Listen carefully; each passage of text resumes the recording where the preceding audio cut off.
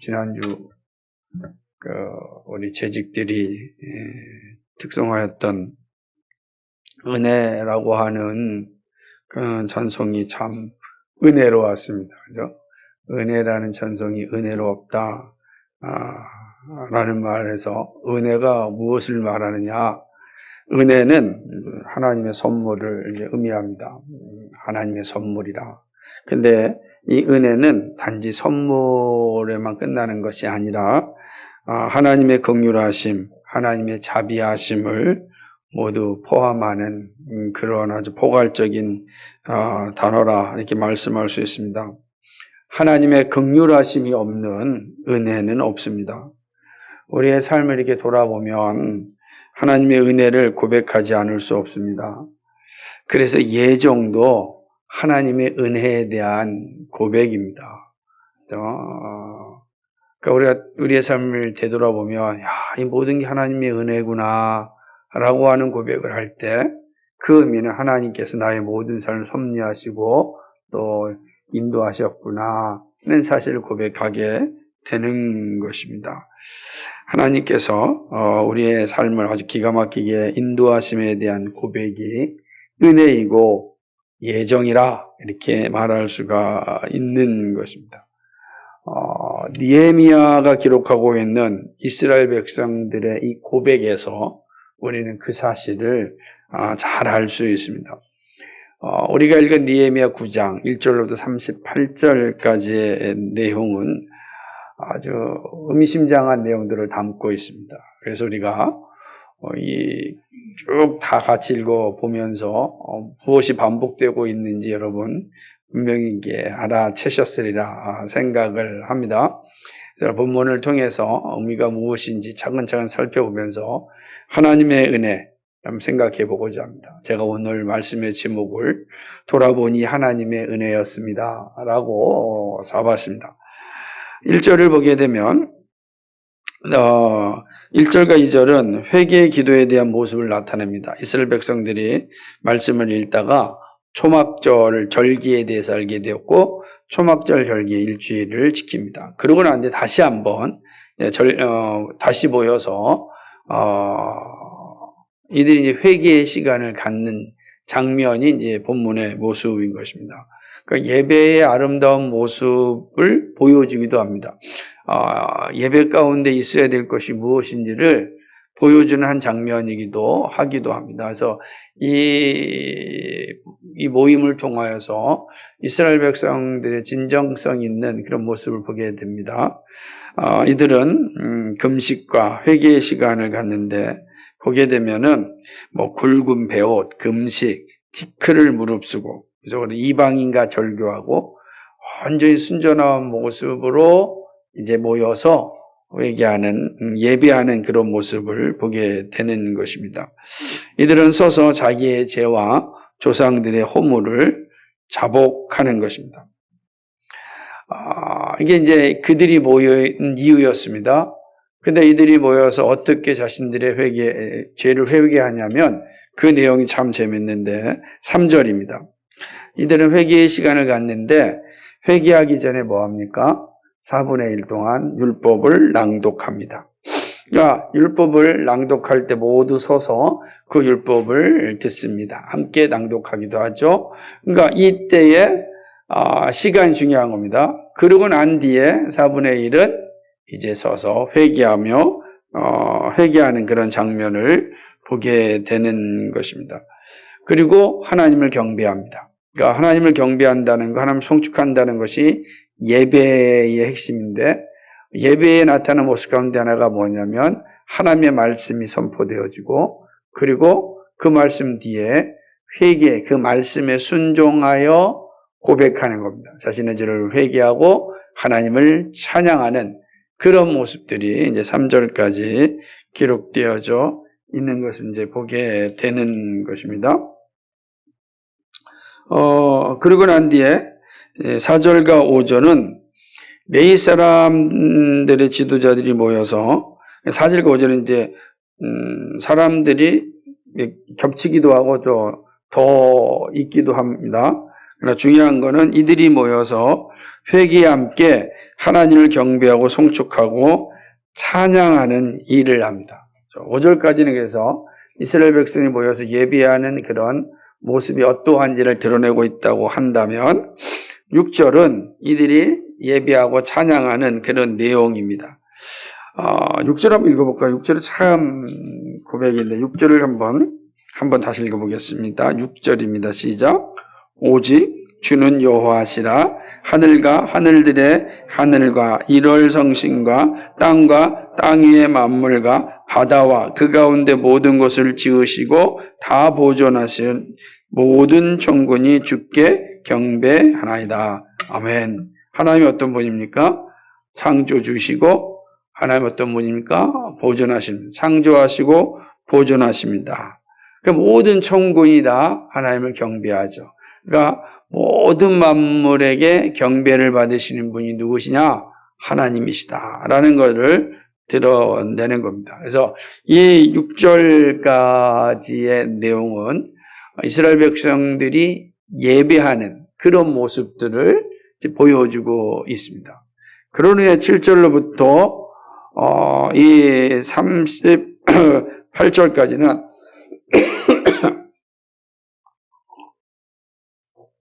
하나의 역사적인 사건을 보여주고 그리고 언약을 다시 한번 갱신하는 그런 모습을 기록하고 있습니다. 우선 7절과 27절은 아브라함 시대부터 이스라엘이 멸망하기 전까지의 시대의 역사를 기록하고 있습니다.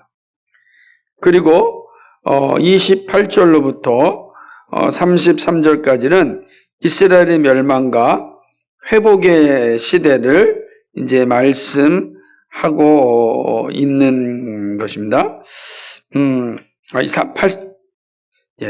33절이 아니라 38절까지입니다. 오타가 되어 있어가지고.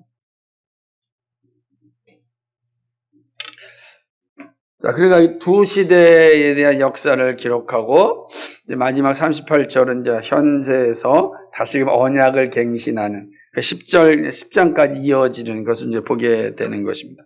그럼 7절부터 27절의 내용을 조금 더 살펴보자면, 7절과 8절은 하나님께서 아브라함을 부르시고 언약을 맺었음을 이제 기억합니다.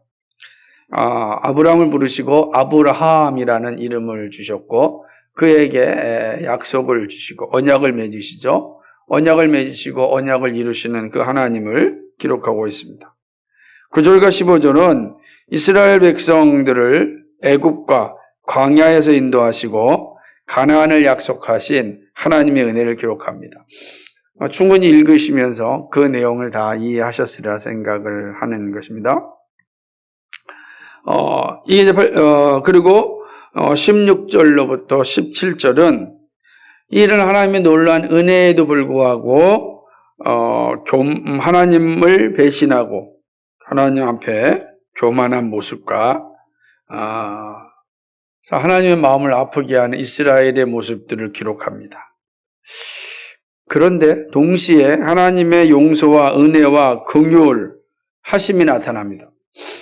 하나님께서 애굽에서 그들의 탄식을 들으시고 구원하셨고 홍해를 건너게 하셨습니다. 그런데 그들이 하나님을 배반합니다. 그죠? 우상 숭배를 합니다. 이거는 배은망덕한 일이죠. 어떻게 은혜를 이렇게 원수로 갚을 수 있겠습니까? 그러니까 하나님께서 이들을 얼마든지 내칠 수가 있는 겁니다. 그런데 하나님이 그렇게 하지 아니하시고 용서하십니다. 그리고 은혜를 베푸시고 그들에게 긍휼을 주셔서 버리지 않으십니다. 다시 그들을 이끌어 가심인 것입니다. 18절은 그런 은혜에 합당하게 됐으면 이제는 하나님 앞에 바르게 살아야 되는데 이들이 어떤 일을 합니까? 또 송아지 우상을 만듭니다. 그죠? 이 송아지 우상을 만들어서 하나님을 모독합니다. 이럴 수 없는 죠. 이렇게 행해서는 안 되는 건데 어떻게 이들이 이러한 짓을 반복할 수 있을까요? 이거는 징계받아도 마땅한 상황입니다. 그런데 하나님은 이스라엘을 다시 한번 용서하십니다. 긍휼을 베푸시고 광야에 버리지 아니하시고 인도하여 주십니다. 다시 한번 그들의 죄에 대하여 긍휼을 베풀어 주시는 모습을 보게 되는 것입니다. 19절부터 25절을 보게 되면 이건 이스라엘 백성들이 광야 40년의 과정을 잘 끝내고 마침내 약속하였던 땅 가나안에 들어가게 됩니다. 그러니까 이 모든 여정을 하나님께서 인도해 주셨습니다. 25절 말씀처럼 그들은 젖과 꿀이 흐르는 땅 가나안에서 큰 복을 누렸습니다. 그런데 26절을 보면 그 젖과 꿀이 흐르는 땅 가나안에서 이들이 행한 죄가 다시금 드러납니다. 하나님을 순종하지 않고 거역하고 율법을 배반하고 주께 돌아오라고 권면하는 선지자들을 죽였습니다. 이것은 하나님을 정면으로 대적하는 행위죠. 모독하는 행위죠. 하나님께 선지자들을 보냈다는 건 하나님의 말씀이 이스라엘에게 주었다는 거예요. 그런데 그런 선지자를 이스라엘 백성들이 죽였습니다. 이건 하나님을 모독한 행위죠. 그렇죠? 이 정도 되면 이제 이스라엘 버려야 되지 않습니까? 버려야 됩니다. 버림받았다 해도 할 말이 없습니다. 하나님은 이런 이스라엘에 정말 심히 노하셨습니다. 그래서 이렇게 행해서는 이들의 이 못된 습성들이 해결되지 않을 것을 아시고 큰 채찍을 드십니다. 그것은 바로 이스라엘 대적의 손에 넘기시는 겁니다. 이스라엘은 고난과 환난을 당하였습니다. 고난과 환난을 당한 것이죠. 사실은 이스라엘의 끔찍한 역사는 아수르와 바벨론의 역사입니다. 그래서 북이스라엘은 아수르에 멸망하였고 남유다는 바벨론에 멸망하였습니다. 먼저 멸망하였던 북이스라엘은 아수르의 폭종 속에 살아야 됐었고, 그리고 남유다는 고국을 떠나서 바벨론이라고 하는 먼 곳에 포로 생활을 해야 했습니다. 이렇게 된 것은 다 이들이 범한 죄 때문이었습니다. 그런데 하나님께서 이들의 소리를 들어주십니다. 환난과 고난 가운데서 하나님께 살려달라고 하는 이들의 부르짖음을 하나님은 들으셨습니다. 다시금 하나님은 이들에게 긍휼을 주셨습니다. 그리고 구원자들을 통하여 구원하여 주셨습니다. 27절의 기록인 것입니다. 그러니까 다시금 이제 하나님께서 이들에게 평화가 임한 것입니다. 하지만 바로 타락하였습니다. 하나님은 이스라엘 이제 원수의 지배를 받게 하였습니다. 또 하나님께 외칩니다. 살려달라고. 그러자 하나님은 또다시 긍휼을 베풀어 줍니다. 28절입니다. 이게 우리가 보면 이해할 수 없는 내용이 계속 이어지는 거. 26, 27, 18절 읽어보면 아주 기가 막히죠. 평화를 얻은 후에 다시 주신 율법을 순종할 것을 명령하였습니다. 하지만 이스라엘은 또 율법을 순종하지 않습니다. 주의 계명을 듣지 않고 규례를 범하고 목을 곧게 하고 듣지 않습니다. 29절입니다. 여러분 지금 이 장면을 잘 봐야 돼요. 지들이 범죄하여서 하나님께서 정신 차리려고 채찍을 가했는데 채찍이 너무 아프다고 살려달라고 해서 다시 은혜를 베풀을 긍휼을 줬더니 그래서 좀 나음을 얻고 좀 생활이 편해지니까 또 하나님 말씀 불순종합니다. 조금만 편해지면 이렇게 되는 거예요. 참. 이제 우리나라도 삶의 질이 높아지니까 자기 소견에 오른 대로 살죠. 하나님의 말씀을 따라 살려고 하지 않지 않습니까? 하나님 없이도 얼마든지 살 수 있다 라고 하는 사람들이 생겨나기 시작하였습니다. 그게 지금 교회에 있던 많은 사람들이 도피 성도가 되든지 교회를 떠나고 있는 증거 중에 하나인 것입니다. 물론 교회가 보여주는 가슴 아픈 일들이 없지 않아 있습니다. 그러나 그것이 교회를 떠나는 이유가 돼서는 안 되는 거죠. 왜냐하면 하나님과 함께하고 그리스도의 몸인 교회를 세우는 것이 우리를 부르신 목적이었기 때문입니다. 그런데 더 이상 교회 오지 않아도 자신의 삶이 편하니까 올 이유가 사라지게 된 것입니다. 이스라엘 백성과 똑같은 거예요. 편하니까 또 하나님의 말씀을 듣지 않고 목이 곧아졌습니다. 교만해진 거죠.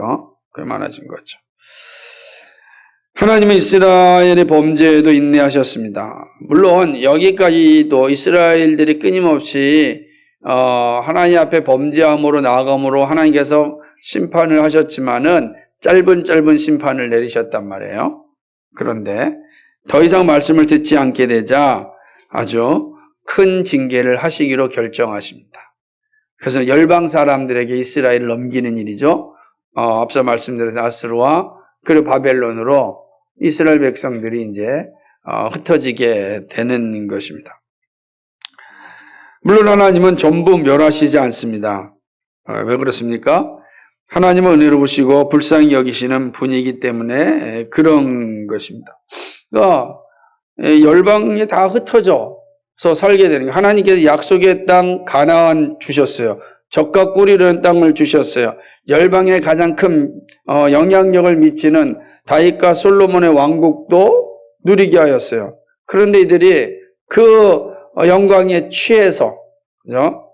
그 영광에 마치 자신들이 이룬 것처럼 교만하여서 더 이상 하나님의 말씀을 듣지 않고 목이 곧고 우리 힘으로도 얼마든지 잘 살 수 있다라고 하는 자만심, 교만함, 이것들을 갖게 된 것입니다. 결국 하나님은 이들을 흩어버리죠. 하나님이 가나안으로 부르신 거 아닙니까? 근데 하나님이 이들을 열방으로 흩어버린 겁니다. 철저한 하나님의 징계가 이들에게 임하였던 것입니다. 그런데 하나님이 그들을 전부 멸하시지 않고 바벨론의 땅, 열방의 땅에 있었지만 끊임없이 예루살렘을 준비케 하셨습니다. 이 사실은 말씀을 통하여 들은 바벨론에서 돌아온 이스라엘 공동체는 다시금 이제 하나님 앞에서 언약을 갱신합니다. 이 모든 사실들을 지금 말씀을 통하여 지금 기록하고 있고 이야기하고 있는 과정인데, 그러니까 이 말씀을 듣고 난 뒤에 이제 이스라엘의 지도자들은 이 사실을 다 기록하고 하나님 앞에서 언약을 갱신하는 모습을 보게 되는 것입니다. 그 32절로부터 38절까지의 내용이 그 사실을 잘 드러내고 있는데, 32절은 하나님에 대한 분명한 신앙 고백입니다. 언약 갱신하기 전에 하나님에 대한 고백을 하는데, 우리 하나님, 광대하신 하나님, 능하신 하나님, 두려우신 하나님, 언약과 인자하심을 지키시는 하나님을 부르고 고백합니다. 그러니까 자신들이 할 수 있는 모든 고백을 다 하나님께 하는 것입니다. 이스라엘 백성 모두가 아수르 때부터 바벨론에서 돌아올 때까지 당한 일을 기억하여 달라고 이제 고백을 하는 겁니다. 우리가 행한 모든 일들, 열방으로 흩으셨던 그 모든 일들을 기억하여 달라는 것입니다. 이것들은 작은 일이 아니라고 이야기합니다. 하지만 곧이어 이들은 이야기합니다. 물론 하나님 이 한 것이 하나님의 잘못이 아닙니다. 하나님은 공의로우셨습니다. 우리가 잘못했습니다. 그 인정하는 거야.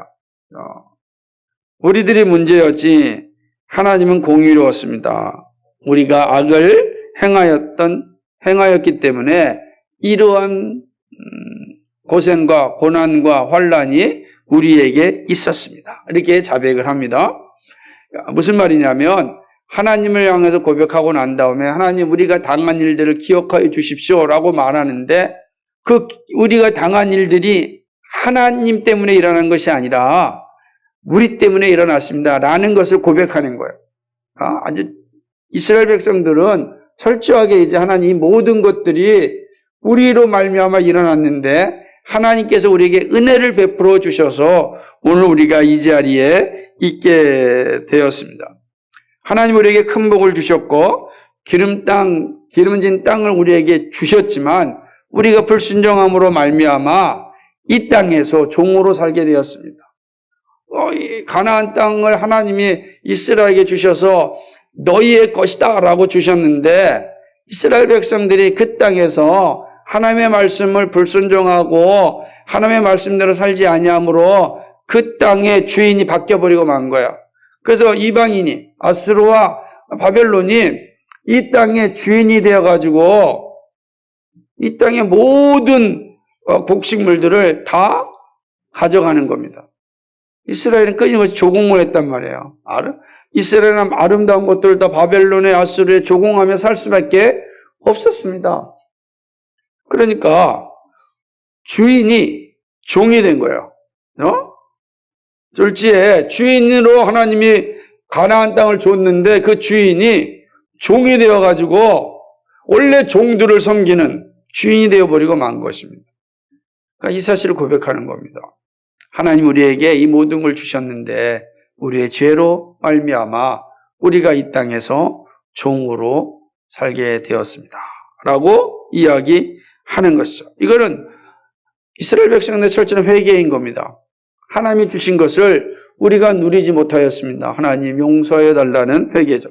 그러면 앞에서 지금 금식하고 지금 베옷을 입고 그리고 죄를 뒤집어 쓰고 서서 회개하며 기도할 때 이 내용이 있는 거예요. 다 지금 이 회개의 내용들이 다 여기에 기록되어져 있다고 할 수 있습니다.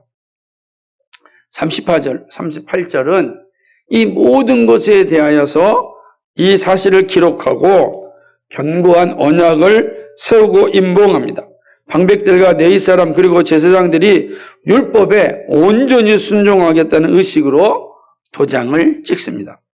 언약의 갱신이 이루어지는 것입니다. 이게 이 본문의 내용인 것입니다. 본문을 보게 되면 앞절에서의 내용과 앞절은 이제 그들이 하나님 앞에 어떻게 예배하고 있는 예배의 모습을 기록하고 있다면 중간은 그들이 예배의 내용에서 회개하고 고백하고 다짐하는 내용들을 역사적인 사건을 통하여서 이야기하고 있고 그리고 마지막 절에 와서는 우리는 더 이상 앞에서 행하였던 그런 일들에 대하여서 다시금 실수하지 않고 하나님 앞에 온전한 언약을 세워서 하나님의 백성으로 앞으로 거룩하게 살겠습니다 라고 하는 그런 도장을 찍는 그런 모습이 38장 느헤미야 9장의 내용이라고 할 수가 있는 것입니다.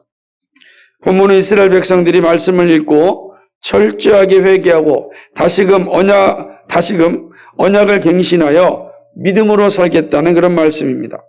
이스라엘은 말씀 앞에 철저하게 회개했다고 다짐하였습니다. 그리고 하나님의 은혜를 간절히 간구하였습니다. 이것이 이스라엘이 사는 길이었습니다. 그러므로 그 지도자들은 두 번 다시 이전의 역사와 같은 아픔을 겪지 않고 앞으로는 정말 하나님 앞에 거룩한 백성으로 살겠습니다 라는 고백을 한 것입니다. 우리가 지금 느헤미야 9장을 읽고 있잖아요. 근데 그 이후의 역사를 우리가 또 알고 있지 않습니까? 이스라엘이 얼만큼 또 하나님께 범죄하여 살아가고 있었는지 이렇게 언약을 갱신했음에도 불구하고 보여주는 겁니다. 그런 측면에서 본문이 주는 영적 교훈은 아주 의미심장하죠. 우리는 본문이 주는 영적 교훈을 한번 생각해 보고자 합니다. 첫째는 하나님의 은혜가 생명의 원천이라는 사실입니다. 은혜에 대해 범죄하는 이스라엘을 오래 참으시고 끝까지 인도하시는 하나님을 봅니다. 이스라엘이 살아있다는 것 자체가 기적입니다. 하나님은 어떠한 순간에도 자기 백성을 버리지 않으시겠다고 계속 약속하십니다. 아니 이렇게 못돼 먹었는데도 이렇게 하나님께서 긍휼을 베풀어 주시고 용서하여 주시는 것입니다. 그러나 잘 보게 되면 결국 이스라엘 백성들이 어디의 자리에 이르게 되죠? 회개의 자리에 이르게 합니다. 하나님 은혜라는 것입니다.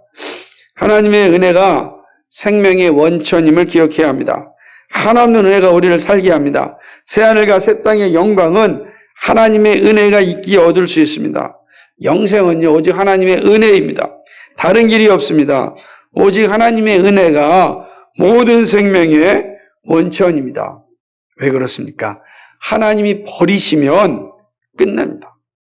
하나님이 버리신다고 해도 하나님께 죄가 없습니다. 왜 그렇습니까? 하나님이 공의하시기 때문입니다. 그 이스라엘 백성들이 말하는 거야. 하나님이 버리신다고 해도 우리는 할 말이 없습니다. 하나님이 버리신 것도 하나님의 공의입니다. 하나님의 공의가 온전히 이루어지는데 무슨 할 말이 있습니까? 그런데 우리를 버리시지 않았습니다. 우리를 끝까지 붙잡아 주셨습니다. 하나님의 은혜입니다. 하나님 은혜예요. 하나님의 은혜가 이 일들을 하게 한 것이죠. 오늘 우리의 관점에서 본다면 하나님의 은혜는 예수 그리스도입니다. 하나님은 예수 그리스도로 말미암아 하나님이 우리를 버리지 아니하시고 우리를 구원하시고 우리를 인도하시고 우리를 이끌어 주신다는 사실입니다. 그러므로 하나님의 은혜 없이는 우리 살 수 없는 거죠. 그래서 모든 생명의 원천이 어디에 있는가? 하나님의 은혜에 있다. 그 은혜는 예수 그리스도로 말미암아 우리에게 주어졌다. 이렇게 말씀하는 겁니다. 그래서 오늘 이 말씀을 통해서 분명하게 깨달아야 될 것은 그렇구나. 내 생명의 원천이 하나님의 은혜에 있다라고 하는 것입니다. 하나님의 공의가 행하여도 뭐 할 말이 없는데 그 은혜가 그 공의를 완성시키셨습니다. 예수 그리스도로 말미암아 하나님의 공의가 완성되었고 예수 그리스도로 말미암아 우리에게 은혜가 이루어졌습니다. 이것이 오늘 우리의 존재예요. 우리가 살아갈 수 있는 힘의 원천도 바로 여기에 있다는 것입니다. 두 번째는 회개는 하나님의 은혜입니다. 그렇죠? 회개할 수 있는 것은 하나님의 은혜를 받았다는 증거입니다. 은혜가 없이는 회개하지 않습니다. 이스라엘의 회개는 하나님의 은혜가 임할 때마다 이루어졌습니다. 하나님의 은혜가 임하지 아니하면 우리는 어둠 가운데 삽니다. 사단의 손아귀에 갇혀 있습니다. 불의함 가운데 있는 것입니다. 그러므로 우리는 회개의 자리에 나올 수가 없습니다. 하나님의 은혜가 임하면 우리로 하여금 죄를 깨닫게 하고 회개의 자리로 나오게 하는 것입니다. 그러므로 은혜가 없이는 죽음입니다. 앞서서 말했던 것처럼 은혜가 있으면 생명을 얻습니다. 그래서 은혜가 생명의 원천이요. 그 원천을 이루는 길은 회개라는 것입니다. 회개는 죽음에서 살아가는 길입니다. 회개는 회심한 성도의 본질입니다. 그런데 이러한 회심과 회개는 전적인 하나님의 은혜가 있을 때 주어집니다. 로마서 7장 14절 25절에 오호라 나는 공고한 사람이로다. 이 사망의 몸에서 누가 나를 건져내랴. 우리 주 예수 그리스도로 말미암아 하나님께 감사하리로다. 아멘. 그렇습니다. 이 사망의 몸에서 우리를 건져낼 수 있는 건 오직 하나님의 은혜입니다. 그 은혜는 예수 그리스도로 말미암아 우리에게 주신 은혜인 것입니다. 그 은혜의 핵심은 그리스도예요. 그리스도를 주신 은혜입니다. 그리스도를 주신 그 은혜가 우리를 살게 하였습니다. 우리로 하여금 회개의 자리에 이르게 하였고 생명의 자리로 나아가게 한 것입니다. 얼마나 감사한 일입니까? 회개가 없이는 지옥의 삶을 살아갑니다. 회개가 없이는 다 지옥의 삶을 살아갑니다.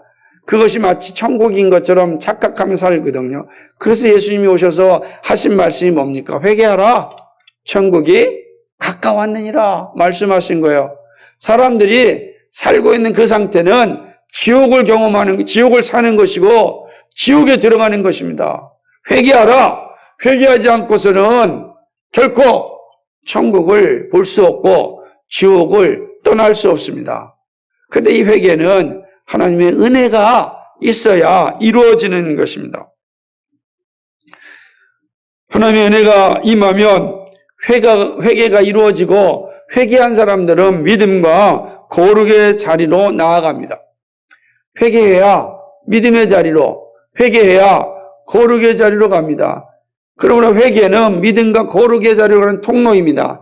근데 이 회개가 어떻게 이루어집니까? 하나님의 은혜가 임할 때 회개가 이루어지는 것입니다. 우리가 회개하고 있다면 하나님의 은혜가 우리에게 임하였다는 사실입니다. 회개에서 믿음에서 거룩의 자리로 나가는 은혜가 있기를 주님의 이름으로 간절히 소망합니다. 마지막 세 번째는 우리의 삶을 돌아보면 남는 것은 하나님의 은혜라는 사실입니다. 여러분의 지난 삶을 한번 돌아보시기 바랍니다. 여러분이 걸어온 길들이 어떻습니까? 짧든 길든 길면 길수록 이 사실이 더 분명해집니다. 순간순간 우리의 죄악들이 얼마나 많았습니까? 우리의 실수들이 얼마나 넘쳤습니까? 우리의 불순종이 얼마나 충만했습니까? 그런데 우리가 그리스도를 믿는 자가 되었습니다. 그리스도의 길에서 떠나지 않고 믿음의 길을 가고 있습니다. 이게 어떻게 가능한 일이겠습니까? 하나님의 은혜가 아니면 설명할 수가 없습니다. 은혜를 모르는 사람은 이것을 운이라고 얘기합니다. 운명이라고 이야기합니다. 운인가요? 운명인가요? 아닙니다. 우리는 알고 있습니다. 하나님의 섭리이고 하나님의 은혜이고 하나님의 긍휼입니다. 노하기를 더디하시고 사랑이 풍성하신 주님의 은혜가 불순종의 자리, 때로는 모독의 자리에 있을 때조차도 우리를 구원하여 주셨습니다. 하나님께서 우리를 버리시기로 작정하셨다면 우리는 소망이 없는 거예요. 하나님 버리신다고 해도 할 말이 없습니다. 그 유기된 자는 더 이상 할 말이 없어요. 하나님의 공의가 이루어진 일이기 때문에 그럼 이스라엘 백성이 정확히 고백합니다. 하나님 죄가 없다. 하나님이 공의하시다. 우리 죄 때문에 우리가 당한 것입니다. 라고 고백하잖아요. 이게 진리인 것입니다. 하나님은 우리를 버리지 아니하시고 우리를 지키시고 인도하여 주셨습니다. 그러므로 우리의 삶을 돌아보면 남는 것은 하나님의 은혜입니다. 그러기 앞을 향하여 다시금 나아갈 수 있습니다. 돌아봄과 나아감의 원천은 바로 하나님의 은혜입니다. 지금 우리가 어떤 자리에 있고 무엇을 행하고 있으며 꿈꾸고 있는지 모릅니다. 그러나 분명한 것은 하나님의 은혜가 우리와 함께한다는 사실입니다. 그러므로 이 믿음을 붙잡고 앞으로 나아갈 수 있기를 간절히 소망합니다. 말씀을 맺습니다. 여러분 어떠합니까? 뒤돌아보니 하나님의 은혜가 떠오르지 않습니까? 하나님의 은혜 없이 오늘은 존재할 수 없습니다. 내일도 없습니다. 우리가 살아가는 모든 것이 하나님의 은혜입니다. 우연의 삶이 아닙니다. 은혜의 삶입니다. 은혜를 고백하고 살아갈 때 믿음의 역사를 경험하게 됩니다. 삶을요, 원망하는 실수를 하지 않습니다. 우리가 원망할 수 있거든요. 근데 이거를 이길 수 있는 길이 어딨냐? 은혜에 있는 거예요. 하나님의 은혜에 대한 고백이 있을 때 그렇습니다.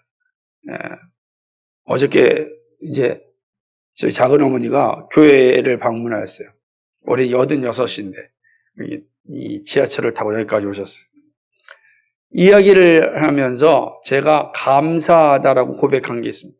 그 뭐냐면 제가 작은 집에 가면 어렸을 때에 자본주의 하면 작은 아버지가 워낙 엄하셔서 사실은 그렇게 가고 싶은 곳은 아니었습니다. 근데 두 가지 때문에 갔어요. 하나는 저희 할머니가 해주는 이 장조림을 그렇게 먹고 싶어서 집에서 안 해주니까 거기 가면 해주니까 그거 먹고 싶어서 갔지만 또 하나가 있었는데 그것은 그 작은 집 안방 이 다락에 책들이 쌓여 있었습니다. 작은 집 저희 사촌들에게 일기로 사줬던 책들. 근데 70년대인데도 국어 교사였기 때문에 얼마나 책을 많이 읽겠는지 몰라요. 근데 다 읽으면 다 다락방에다가 처박아 이게 다 이렇게 모아놓은 거죠. 그럼 제가 가면 방학 때 가면 저는 그 다락방이 저의 놀이터였습니다. 제가 그래서 우리 주일학교 친구들이 다 앉아서 책 보는 거 보면 그 생각 많이 납니다. 저는 다락방에 올라가가지고서 그때 거기 있었던 책들을 얼마나 읽었는지 몰라요. 집은 가져올 수 없고 다락방에 올라가서 껌껌한 데서 읽는 거 그것이 낙이었습니다. 방학 때만 되면 이제 바로 이제 자건직 가는 겁니다. 저는 그게 그냥 그때 그 순간에 어떤 자존감도 있고 자존심 상하고 하는 과정이었기 때문에 그 책 읽는 거 그냥 그렇게 즐겁게 보았던 거지만, 그렇게 돌이켜보면 하나님께서 참 잘 준비해 주셨구나 생각을 하는 거죠. 책 읽는 것을 즐길 수 있도록 그렇게 준비하셨구나 하는 것을 이제 보게 됩니다. 그거 콩이 생각해보면, 야, 하나님 은혜다. 아니, 왜 하필은 거기 가서 나로 하여금 다락방에 올라가서, 안방 다락방이니까 잘 못 올라가요. 그런데 안방 다락방에 책이 있다는 걸 제가 알았어요. 그러니까 할머니랑 단둘이 있으면 다 올라가서 책 보는 겁니다. 여러분, 이거 그냥 그럴 수도 있지라고 생각할 수 있지만, 저는 제 삶을 이렇게 되돌아보면 너무 감사한 겁니다. 만약에 그 다락방이 없었다고 한다면 책을 읽을 수가 없어요. 저희 집엔 책이라는 없었거든요. 살기도 어려운데 책이 어디 있습니까? 그런데 자금직 다락방에는 보물 창고가 있는 거예요. 책이 있다는 거죠. 그것이 지금도 목사로 살아가고 또 책을 즐길 수 있고 또 좋아하는 그런 어떤 기틀을 만들어 주신 게 아닌가. 그걸 어떻게 표현하겠습니까? 운이겠습니까? 우연이겠습니까? 그러지 않습니다. 하나님의 아주 세밀한 섭리였고 또 준비였다, 이렇게 생각을 하는 겁니다. 여러분의 삶도 그러지 않습니까? 여러분의 삶을 되돌아보면 정말 하나님의 은혜가 놀랍지 않습니까? 여기까지 인도하신 하나님의 은혜, 그걸 생각하면 앞으로도 인도하실 하나님의 은혜가 보이지 않습니까? 지금까지 인도하신 하나님께서 앞으로도 인도하시지 않습니까? 그러니까 그 은혜에 대한 고백이 우리로 하여금 담대하게 하는 것입니다. 그러면서 여러분, 은혜가 더욱 충만하기를 바랍니다. 그러기 위해서 더욱더 말씀을 읽고 배우고 순종해야 합니다. 성경이 말씀하는 은혜를 누리는 길은 말씀 가운데 있어야 합니다. 그렇지 아니하면 운명에 맡겨 살게 됩니다. 은혜로 사는 사람은 말씀 가운데 있고 기도의 자리에 있습니다. 정말 이러한 은혜가 여러분 가운데 충만하기를 주님의 이름으로 간절히 축복합니다. 거룩하신 하나님 아버지, 고맙고 감사합니다. 오늘 느헤미야의 말씀을 통하여서 하나님의 은혜를 살펴보았습니다. 되돌아보니 하나님의 은혜였다. 이거는 고백하지 않을 수 없습니다. 지금까지 우리의 삶을 인도하신 하나님의 은혜에 감사합니다. 앞으로 우리의 삶을 이끌어갈 하나님의 은혜에 감사합니다. 아버지, 오늘도 이 은혜에 충만한 시간 되게 하시고 은혜로 붙잡고 살아갈 수 있도록 인도하여 주옵소서. 감사드리며 예수님 이름으로 기도하였습니다. 아멘.